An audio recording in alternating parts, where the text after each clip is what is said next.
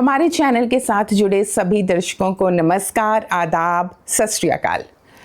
दोस्तों, अगर हम चाहते हैं कि हम खुश रहें, अगर हम चाहते हैं कि हम जिंदगी में कुछ अचीव करें, अगर हम चाहते हैं कि हम अपने दम पर, अपने बलबूते पर जिएं, अगर हम चाहते हैं कि हम किसी के मोहताज ना रहें, यानी कि अगर हम चाहते हैं हम अच्छी ज़िंदगी जिएं, एक ऐसी ज़िंदगी कि अगर हम पीछे मुड़कर देखें तो हमें कोई अफसोस ना हो, हमें कोई पछतावा ना हो, तो हमें एटीट्यूड अपना बनाना पड़ेगा बाज की तरह। जी हाँ, बाज में वो 5 क्वालिटीज़ होती हैं कि अगर हम उन 5 क्वालिटीज़ को अपना लेते हैं और उसके अनुसार अपनी ज़िंदगी जो है जीना शुरू कर देते हैं, तो देखना ज़िंदगी में कितनी जल्दी बदलाव आता है और ज़िंदगी हमें ऐसी लगती है जैसे हम एक अच्छी, एक खुशनुमा, एक तंदुरुस्त और अपने दम पर अपनी पहचान बनाने वाली ज़िंदगी जी रहे हैं। अब बात करते हैं उन 5 क्वालिटीज़ की। सबसे पहली बात, बाज अकेला उड़ता है। बाज को कभी किसी के साथ की ज़रूरत नहीं होती। बाज अगर उड़ता है तो सिर्फ किसी दूसरे बाज के साथ उड़ेगा या फिर अकेला उड़ेगा। वह कभी भी किसी और पक्षी के साथ या किसी और को भी अपने साथ उड़ने की इजाज़त नहीं देता। वो अकेले उड़ना पसंद करता है, वो कमज़ोर पक्षियों के साथ उड़ना नहीं पसंद करता। तो ठीक इसी तरह से अगर हम जिंदगी में अकेले चलने की, अकेले काम करने की आदत डाल लेते हैं तो हमारी जिंदगी में बहुत आगे तक जाना संभव है, क्योंकि बाज अकेला उड़ता है लेकिन सभी पक्षियों से ऊपर उड़ता है, उसकी उड़ान बहुत ऊंची होती है। इसलिए अगर हम चाहते हैं कि हम भी ऊंची उड़ान उड़े, अगर हम चाहते हैं कि हमारे भी सारे ख्वाब पूरे हों, तो हमें अकेले हर एक चीज़ करने की आदत डालनी चाहिए, सहारे नहीं ढूंढने चाहिए। दूसरी बात, बाज बहुत ही फोकस्ड होता है। बाज बहुत दूर से अपना निशाना जो है वो साध लेता है। वो दूर से देख लेता है कि मैंने किस पर निशाना साधना है, फोकस्ड होता है और फिर कितने किलोमीटर की दूरी होने पर भी सीधा उसी पक्षी, उसी जानवर पर अपना निशाना साधता है। इसी तरह से हमें भी अपनी ज़िंदगी में फोकस्ड होना चाहिए। हमारी ज़िंदगी में जब हम कुछ अचीव करना चाहते हैं, जब हम अपनी मंजिल की ओर बढ़ते हैं, तो बहुत सारी रुकावटें आएंगे, लेकिन हमारा ध्यान उन रुकावटों पर नहीं होना चाहिए। हमारा ध्यान होना चाहिए अपनी मंजिल की ओर, हमारे उद्देश्य पर, और पूरा फोकस्ड हो। हर रोज़ सोचो कि मैंने ये अचीव करना है। बिल्कुल हमारी नज़रें हमारे उद्देश्य पर, हमारे एम पर होनी चाहिए। तब हम बाज की तरह अपने निशाने को साध सकेंगे, अपनी मंजिल को प्राप्त कर सकेंगे। तीसरी बात, बाज कभी मरी हुई चीज़ें नहीं खाता। मरा हुआ जानवर, मरा हुआ पक्षी, मरा हुआ कीड़ा मकोड़ा बाज कभी नहीं खाता। बाज खुद शिकार करता है और उसी समय खाता है। तो इसका मतलब क्या है कि हमें भी अपने मरे हुए पास्ट के बारे में नहीं सोचना है। हमारा पास्ट मर चुका है, वो ख़त्म हो चुका है, उसकी कोई भी वैल्यू नहीं है।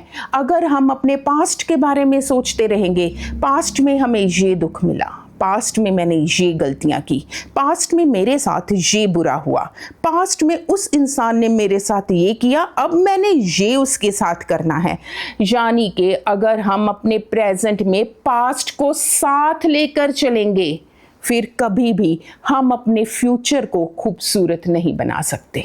तो इसलिए ज़रूरी है कि पास्ट को पीछे छोड़ दो, क्योंकि पास्ट मरा हुआ है, उसको अपने साथ लेकर ज़िंदगी में आगे ना बढ़ो। उसने आपको कुछ नहीं देना सिवाय दुखों के। इसलिए बाज की तरह, जैसे बाज कोई मरा हुआ पक्षी नहीं खाता, जैसे बाज मरा हुआ कीड़ा मकोड़ा नहीं खाता, जैसे बाज मरा हुआ जानवर नहीं खाता, इसी तरह से मरे हुए पास्ट को पीछे छोड़ दो और आपका सारा ध्यान होना चाहिए अपने प्रेजेंट पर, क्योंकि हमारा प्रेजेंट ही हमारा फ्यूचर डिसाइड करेगा। भूल जाओ उन लोगों को जिन्होंने आपको दुख दिए हैं, भूल जाओ उन बातों को जिन्होंने आपको सताया है, भूल जाओ उन सारी यादों को जो आपको तंग करती हैं। नई यादें बनाओ, नए दोस्त बनाओ, नए मंजिल पर चलो, नए राह जो है अपनाओ। लेकिन पास्ट को हमेशा के लिए छोड़ दो। इसके बाद बाज की क्वालिटी होती है कि जब वो बच्चे को पैदा करता है तो बाज अपने घोंसले में से नरम नरम घास जो है वो निकाल देता है। वो ऐसा इसलिए करता है कि मेरे बच्चे को नरम घास की आदत ना पड़ जाए, कहीं मेरा बच्चा इस घोंसले से बाहर ही ना जाए।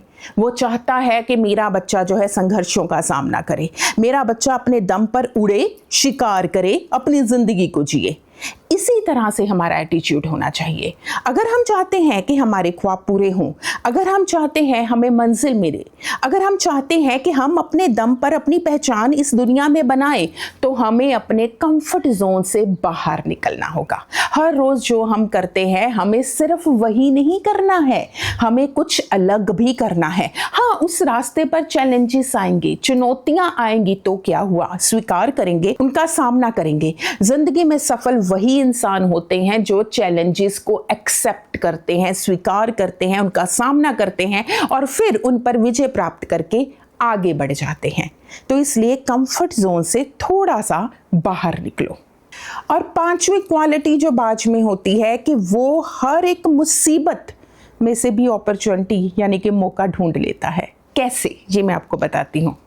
जब भी आंधी आती है, तूफान आता है, बड़ी तेज बारिश होती है या बड़ी तेज हवा चलती है, बाकी सारे पक्षी जो है वो अपने अपने घोंसलों में छिपकर बैठ जाते हैं, लेकिन बाज उस समय ज्यादा ऊंची उड़ान भरता है और वो तेज हवाओं का सहारा लेकर और ऊंचा उड़ता जाता है। वो डरकर नहीं बैठता, बल्कि वो तूफानों का, हवा का सहारा लेकर अपनी उड़ान को और ऊंची कर देता है, यानी कि वो मुसीबत को भी एक मौका बना लेता है।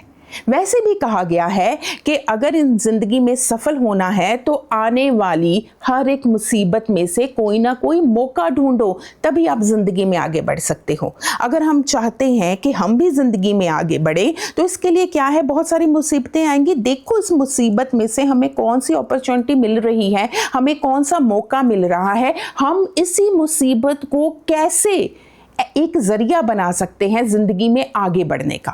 और जो लोग ऐसा कर देते हैं, जो लोग अपनी मुसीबतों से घबराते नहीं हैं, अपने रास्ते में आने वाले पत्थरों से घबराते नहीं हैं, वो जिंदगी में बहुत आगे बढ़ जाते हैं। जैसे अगर कोई आप पर पत्थर फेंकता है तो आपने दोबारा उस पत्थर को फेंक कर मारना है, या फिर आपने उन पत्थरों को एक रास्ते के रूप में बनाकर उस पर आगे बढ़कर आगे चलते रहना है। ये आप पर डिपेंड करता है। और सारा खेल किसका है? एटीट्यूड का, नजरिए का, जिंदगी जीने के ढंग का। तो इसीलिए कहते हैं अगर हम अपना नजरिया बदल लेते हैं, अपनी सोच बदल लेते हैं, या किसी चीज को देखने का दृष्टिकोण बदल लेते हैं, तो सारी जिंदगी बदल जाती है। तो इसीलिए कहा जाता है कि जिंदगी में एटीट्यूड रखो तो बाज जैसा। कैसे?